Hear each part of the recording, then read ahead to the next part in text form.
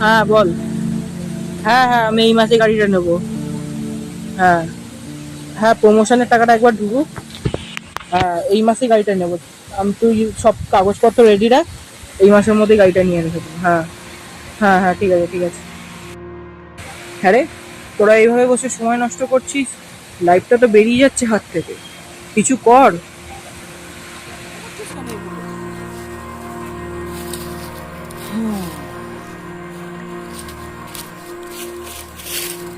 আবির একটা বাজি ধরবি?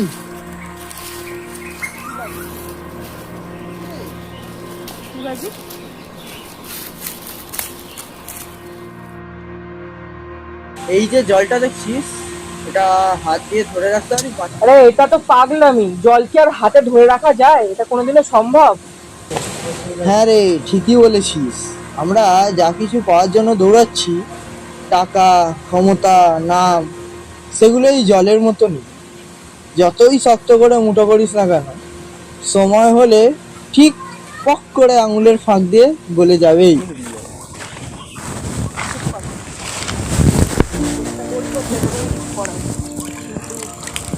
বুঝতে পেরেছি, তার মানে আমরা কিছুই ধরে রাখতে পারবো না। না রে, পারবি। তুই জলটা মুঠোয় ধরে রাখতে পারবি না ঠিকই, এইটার গ্যারেন্টি নেই। তবে সেই জলটা দিয়ে যদি তুই কোনো তৃষ্ণার্ত গাছকে জল দিস, তবে সেই গাছটা বেঁচে থাকে। আমাদের সাকসেসটাও ঠিক তেমনই।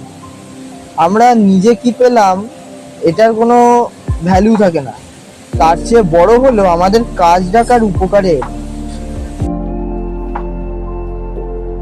আমরা এই গল্পের মাধ্যমে এইটাই বোঝালাম, জীবনটা জল মাপার পাত্র নয়, জীবনটা হলো তৃষ্ণা মেটানোর এক অনন্ত সুযোগ।